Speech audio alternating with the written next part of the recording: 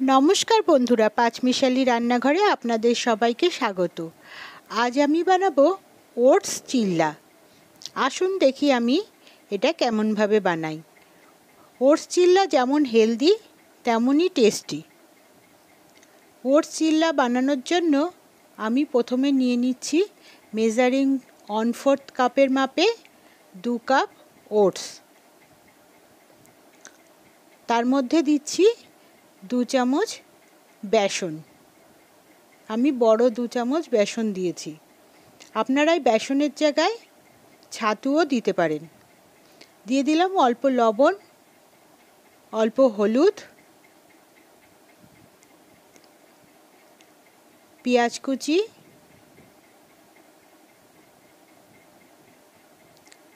আদা কুচি, ধনেপাতা কুচি, কাঁচা লঙ্কা কুচি,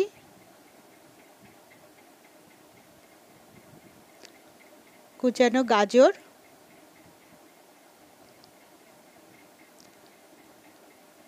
দিয়ে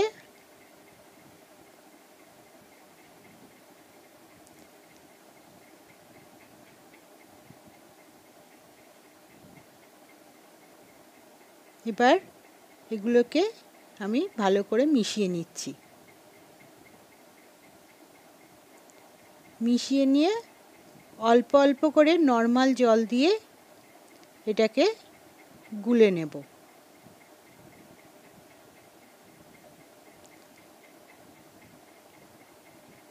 অল্প অল্প জল দেব, বেশি জল দেব না, কারণ এই মিশ্রণটা একটু ঘন হবে।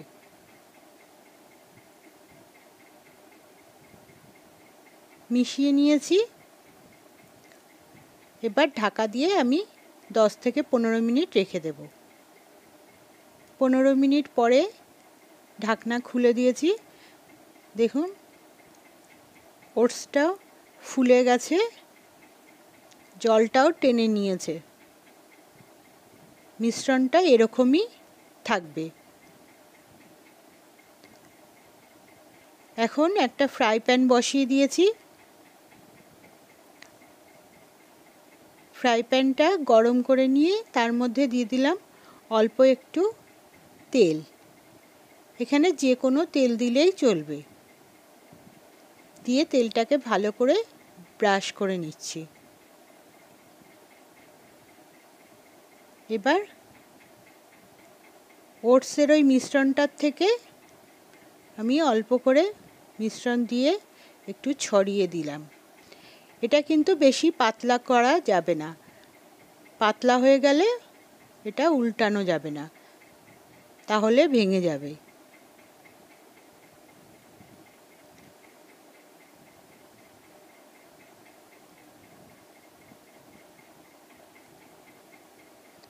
ভালো করে একটু সেট করে নিয়ে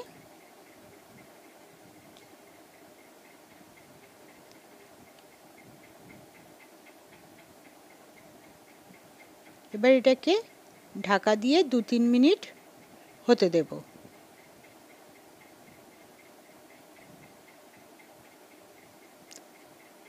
দু 3 মিনিট পর ঢাকনা খুলে দিলাম। এখন এটাকে খুব সাবধানে উল্টে দেব।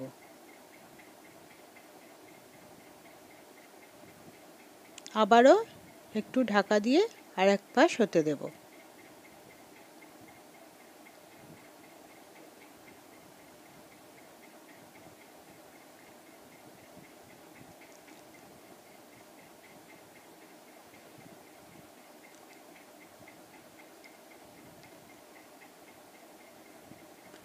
আমার চিল্লাটা রেডি হয়ে গেছে। আমি এটাকে এখন নামিয়ে নেব।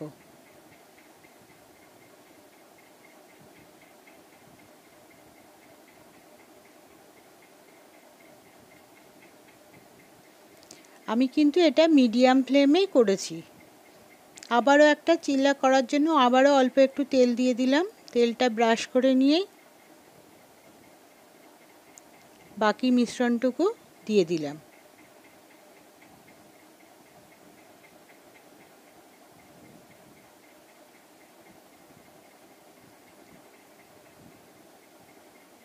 একই রকমভাবে আমি এটাও করে নেব।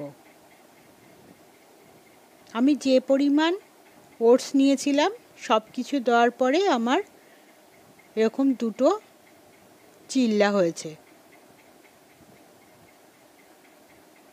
আবারও ঢাকা দিয়ে এরকম 2-3 মিনিট আবারও হতে দেব এটাকে।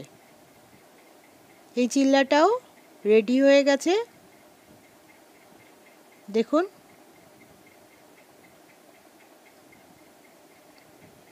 খুব সহজেই আর খুব কম সময়েই এটা কিন্তু হয়ে যায়, আর খেতেও খুব ভালো লাগে। এটা আমি আগেই বলেছি যেমন হেলদি তেমনই টেস্টি, আর সময়ও খুব কম লাগে।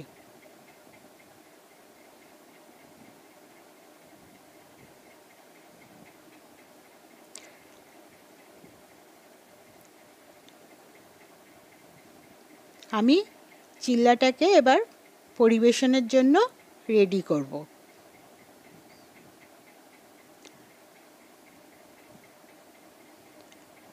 আমি দুটো চিল্লাকেই দিয়ে দিলাম প্লেটে। একটা বাটিতে আমি দিয়ে দেব টক দই।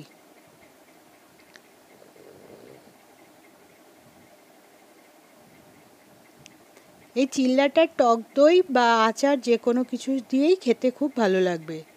ওপর দিয়ে দিয়ে দিলাম একটু বিট লবণ, একটু দিয়ে দিলাম গোলমরিচের গুঁড়ো,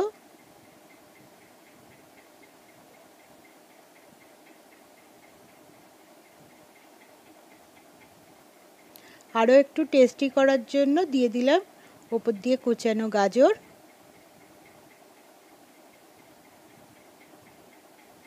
আর একটু ধনেপাতা কুচি। দেখুন চিল্লাটা কত সুন্দর হয়েছে। আপনারাও এভাবে বানিয়ে আমাকে অবশ্যই কমেন্ট করে জানাবেন কেমন লাগলো। ভিডিওটি ভালো লাগলে লাইক, শেয়ার ও সাবস্ক্রাইব করবার অনুরোধ রইল।